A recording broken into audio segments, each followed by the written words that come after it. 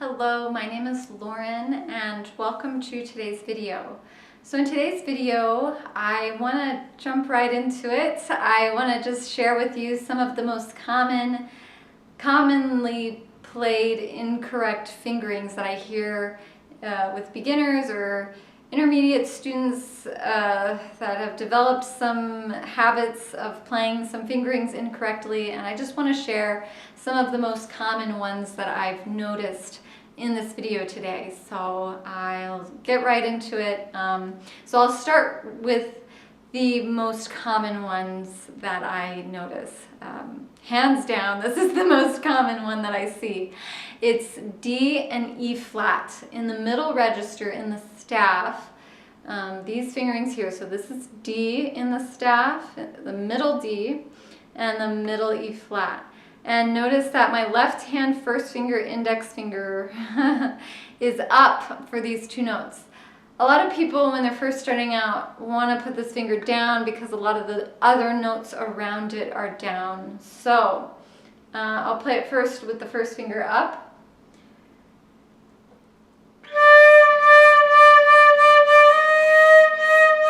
And then I'll add the first finger down.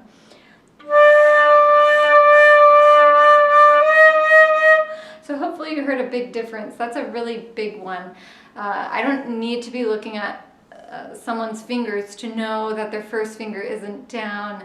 I can hear it just in anything, even not very high quality recordings. It's very obvious when the first finger is down on those two notes. It just sounds really muffled and it's not as stable, it's not as resonant and ringy. So those are the biggest ones I notice. So make sure if you're falling into this habit, it's very obvious, and I wouldn't just be mindful of it. And even playing fast passages, anything, just make sure that first finger is up. And the next fingering is the E in the staff, or the low E too. I notice a lot of people might not want to put their pinky down on this note. Actually, the pinky should be down, the right hand pinky should be down on most notes we play on the flute, but it's especially obvious with the E natural because it just sounds really dull if the pinky isn't down on the E natural.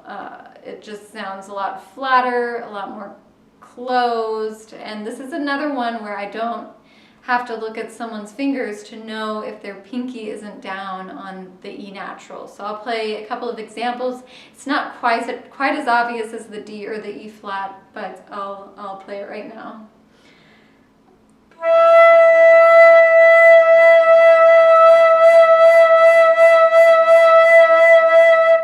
So there's quite a difference there, but I think it's even more obvious in the low register.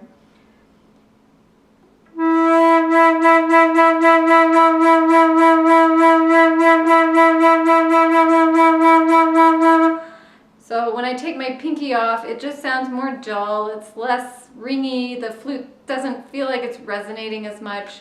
So I don't know how easily that's going to come across in this video recording, but that's definitely another one that I hear somewhat often. The next one's the high D. So high D is left hand, 2, 3, thumb, right hand, pinky. And so this one sounds like this.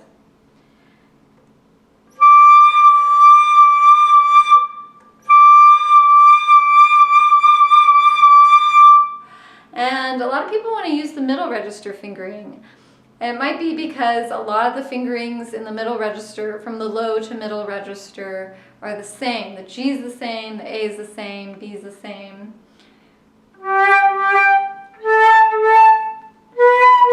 The C is the same.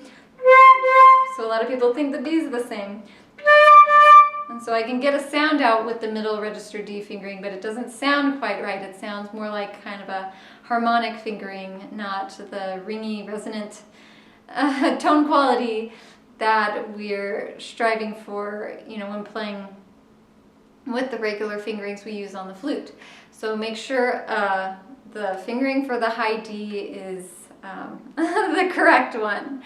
And then the high F sharp is the next one I want to talk about. So high F sharp is left hand, 1, 3, thumb on the B natural key. This is the important part. Make sure it's not on the B flat key, otherwise you'll see what I mean in a minute. It's going to sound really thin. So it needs to be on this long key, the single thumb, the B natural key. And the right hand is 3, pinky. And so it sounds like this.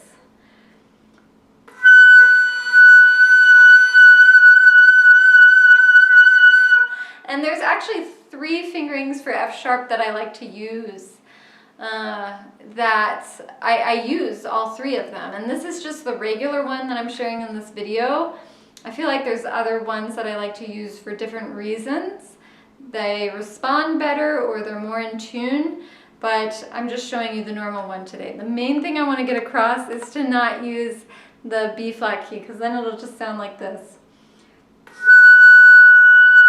Oh gosh, I can't even do vibrato. It's very thin and there's nothing, there's no room to do anything with that note. It's just, you can't do very much with it. You can't use vibrato, you can't do dynamics. It's very limited and it shouldn't be quite that hard. So make sure the B natural key is the one being used for that one. And then the high C is the next one. So it's 1, 2, 3, 4 on the left hand, no thumb, and 1 on the right hand, and no pinky on the high C. That's the big thing, because it's very thin if you add the pinky on the E flat key for the high C. So I'll play the regular high C. I'll add the pinky. I can still play it, but again, it's very thin and it's much more difficult to have sound. There's a gizmo key on a lot of flutes. This is, where is it? It's right here for my flutes. This is the gizmo key. So a lot of people say you can use the gizmo key for the high C to make the response easier, to make the tone quality a little sweeter. And it does sound really nice, but some people don't like it because it can raise the pitch of the C, which is already sharp in general. So I'll add the gizmo key for the high C.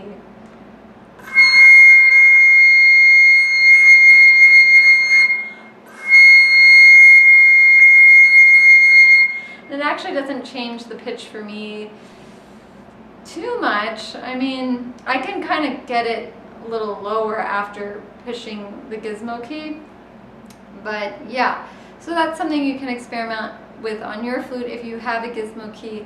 Otherwise, no pinky on the high C. So yeah, I think these are the main fingerings that I noticed that people might play incorrectly when first starting to learn a lot of different fingerings on the flute. So yeah, if you're learning the flute and new fingerings and experimenting with higher notes, I hope this video can help you avoid some commonly misplayed fingerings. And if you like this video, please feel free to give it a thumbs up and subscribe for more videos like this one. So thank you so much for watching, and I will see you next time. Bye.